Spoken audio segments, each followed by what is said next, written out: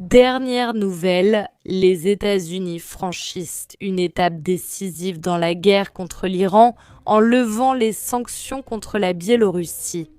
Cela s'ajoute également aux sanctions qui ont été levées à l'époque contre la Fédération de Russie. Un acte de soumission absolument sans précédent et attends, parce que si tu restes jusqu'à la fin de ce reportage, nous allons découvrir ensemble un autre acte de soumission. Dans ce cas, les États-Unis sont déjà presque en train de se préparer dans ce cas particulier à l'intérieur même du territoire iranien. C'est vraiment intéressant, très intéressant et je te dirais très captivant.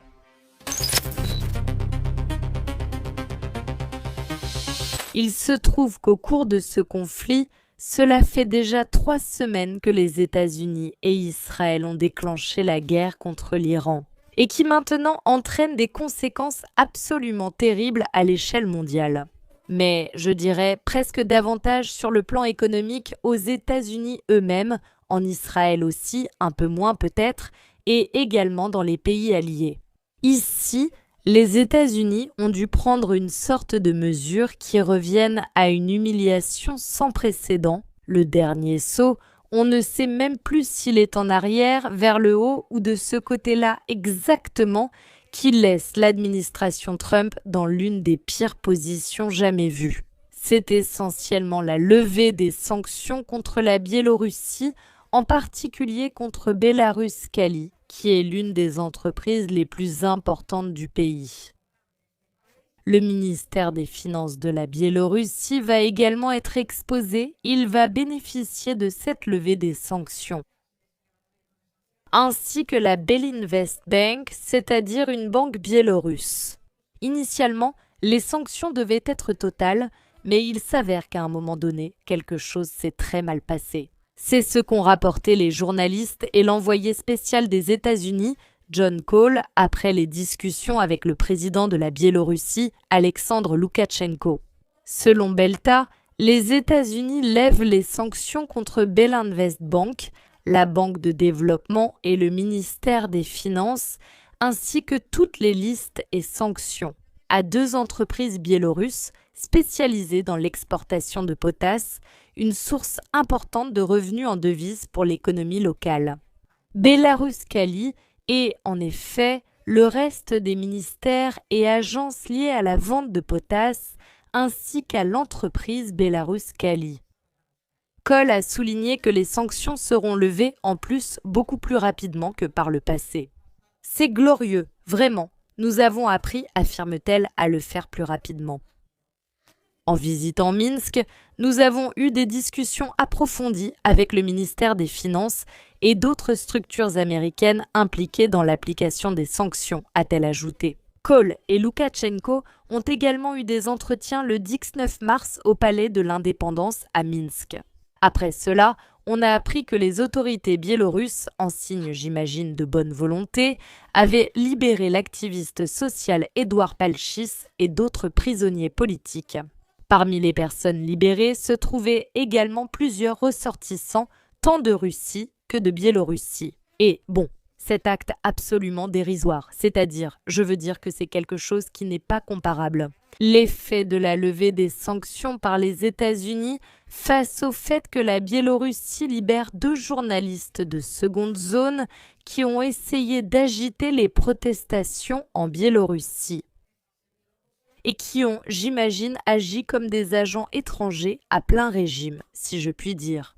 Maintenant, cette histoire de potassium a beaucoup à voir avec le secteur agricole, car le potassium était justement l'une des matières premières exportées depuis le Moyen-Orient. Et maintenant, faute de pétrole, on se contente des mesures de levée des sanctions contre le pétrole de la Fédération de Russie. Et en l'absence de potassium, je ne sais pas si vous vous souvenez de la vidéo, celle qui disait « L'avocat contient du potassium, il aime l'avocat contient du potassium ». Je crois qu'ils en ont même fait un remix sympa avec du riz blanc. C'est vraiment quelque chose de mythique, une vidéo ultra connue en Espagne. Et donc, en ce qui concerne le potassium dans l'agriculture, ils l'utilisent encore aujourd'hui pour produire des engrais, entre autres questions d'une importance absolument capitale pour le secteur. Et là, les États-Unis ne font pas seulement un clin d'œil à la Fédération de Russie récemment, mais maintenant ils la placent au même niveau que la Biélorussie. Et attends, ce n'est pas fini ma belle, parce qu'apparemment, ces compromissions pourraient encore s'intensifier. Et là où on parle d'un clin d'œil à la Biélorussie, en Biélorussie, on pourrait déjà parler de la plus grande folie. Je te l'avais promis que si tu restais, eh bien, on commenterait quelque chose d'absolument inédit, quelque chose d'absolument insolite. Les États-Unis, sous forme de nouvelles dignes d'un asile, pourraient assouplir les sanctions contre l'Iran pour gagner la guerre contre l'Iran. C'est-à-dire, là tu hallucines, tu en restes bouche bée enfin. Non, ça mais tu en restes bouche bée, non? Ça ressemblait à un deepfake, mais j'ai vérifié et en principe, c'est une information absolument véridique. Une déclaration du secrétaire au Trésor des États-Unis, je te la lis. Dans les prochains jours, nous pourrions lever les sanctions contre le pétrole iranien qui se trouve actuellement en mer, soit environ 140 millions de barils. C'est un approvisionnement pour une période de 10 jours à 2 semaines. Les Iraniens ont essayé de vendre, mais nous ne les laissions pas faire et maintenant nous allons les laisser vendre. Sans que les ayatollahs aient été remplacés dans aucun cas par un gouvernement pro-américain, tout ce volume devait aller en Chine. En gros, nous allons utiliser les barils iraniens contre les Iraniens eux-mêmes pour maintenir les prix bas pendant les 10 ou 14 prochains jours pendant que notre campagne continue. C'est-à-dire, voyons, utiliser le pétrole iranien qu'ils ne pouvaient pas vendre et que les États-Unis vont les aider à vendre. Je pense que c'est un plan absolument sans faille. Qu'est-ce qui pourrait mal tourner avec cette campagne ?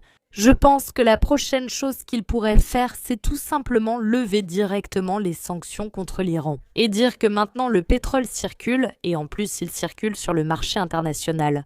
Donc attention, faites gaffe, ici la victoire arrive. En fait, ce pétrole était destiné à la Chine. Donc maintenant, il n'ira peut-être plus en Chine, mais il sera vendu sur le marché mondial. Mais bien sûr, il sera vendu de manière totalement ouverte, il sera probablement vendu en économisant énormément de coûts. Parce qu'en ne faisant pas partie de la flotte fantôme, l'Iran n'a pas à le transporter en cachette, il n'a pas à le transférer d'un pétrolier à un autre à un moment donné, il n'a pas à faire aucun type de magouille. C'est-à-dire qu'en un instant, il devient un pétrole absolument propre. Oui, bon. La situation des États-Unis, qui est la lecture de base, est tellement critique qu'ils ont besoin de faire ce genre de manœuvre pour essayer effectivement de survivre à eux-mêmes dans cette guerre. C'est ça le plus important, non? Une recherche, c'est de ne pas finir par se retrouver face à soi-même, et dans ce cas, c'est ce qu'il y a de plus important pour la société. Pour les Américains, c'est de ne pas se rendre compte à un moment donné que ceux qui leur ont gâché la vie ont été leur propre gouvernement américain. Parce que c'est absolument monstrueux. Comment ont-ils été capables de les entraîner dans une guerre après l'autre et maintenant, ils sont pratiquement en train de les entraîner dans une guerre totalement ouverte, une guerre déclarée. Ils ont déjà presque des soldats sur les côtes de l'Iran. Et avec tout ça, et avec cela, maintenant ils sont prêts à continuer de tirer la charrette de la guerre pour continuer à rendre service à Israël. On ne sait pas vraiment pourquoi. Ils sont même prêts à lever les sanctions contre l'Iran, je vous le rappelle. C'est d'ailleurs l'une des principales raisons pour lesquelles l'Iran se trouve confronté aux problèmes qu'il connaît aujourd'hui. Et ce sont les États-Unis eux-mêmes qui le reprochent à l'Iran en disant « Nous allons venir te sauver parce que ta situation est insoutenable », alors qu'elle est en grande partie insoutenable à cause de ces mêmes attaques de la part des États-Unis. Et attention, ici, cela pourrait non seulement aider les États-Unis à survivre à la guerre, mais aussi, en fin de compte, ce qui représenterait le comble du ridicule, si cela se produit vraiment, ce serait la pire défaite des États-Unis jamais vue. Parce que cela se traduit par le fait que l'Iran légalise son pétrole, donc quelque chose dont il ne pouvait même pas rêver avant le début de cette guerre. Mais en plus de cela, les États-Unis doivent reconnaître qu'ils n'ont plus de moyens de pression, qu'ils n'ont plus de ressources. De plus, pour débloquer le détroit d'Ormuz, ils n'ont plus de ressources, absolument aucune. Et voyons comment la population américaine va finir par l'accepter. Cette histoire selon laquelle nous luttons contre l'Iran en levant les sanctions contre l'Iran. Parce que le pétrole n'ira pas en Chine, donc cela finit par agir contre l'Iran, évidemment au prix auquel le pétrole se trouve en ce moment. Avant la guerre déclenchée par les États-Unis, enfin déclenchée par les États-Unis et Israël. L'Iran vendait ce pétrole, et en plus le vendait sur le marché noir, ce qui l'obligeait à offrir des réductions et à proposer certains avantages. Ce n'était pas pour que, effectivement, la Chine, l'Inde ou qui que ce soit ne l'achète pas. Maintenant, en le vendant de façon légale, il serait vendu au prix fort. Depuis le début de ce conflit, il a augmenté, il a grimpé, et donc cela n'aiderait pas seulement le monde à subsister. Pas seulement 10 ou 14 jours de plus, mais combien de jours exactement? Cela ajouterait combien de jours de capacité de résistance au gouvernement iranien? En tenant compte du fait que les moyens de combat de l'Iran sont finalement infiniment moins chers, les moyens de défense, les moyens de combat sont infiniment, énormément plus nombreux que ceux des États-Unis. Sommes-nous vraiment arrivés à ce niveau de stratégie militaire ou économique qui commence déjà? Il ne s'agit pas seulement d'aller vers le pétrole, c'est-à-dire là où la Chine au départ gagnait sur le long terme, car elle ne vendait plus le pétrole en dollars. Cela devient de plus en plus incertain et de plus en plus absurde, car si les États-Unis ne gagnent pas, ils ne garantissent la sécurité de personne. Mais ce n'est pas tout. Non satisfaits de cela, ils ont décidé de continuer. Et maintenant, nous sommes presque face au déblocage de l'Iran. Et en plus, sans qu'il soit nécessaire que l'Iran se retire de ce conflit et sans que l'Iran ait eu à faire la moindre concession à la partie américaine. C'est absolument glorieux ce qui se passe, c'est tragique parce que nous sommes en guerre, tragique absolument parce que des gens meurent. Mais glorieux au sens métaphorique, pour ainsi dire, au sens géopolitique, n'est-ce pas? Si on l'évalue comme un coup brillant de la part de l'Iran sans pratiquement rien faire, ou plutôt comme un coup absolument désastreux de la part des États-Unis. Dernièrement, chacune des actions des États-Unis est tout simplement désastreuse plus que jamais.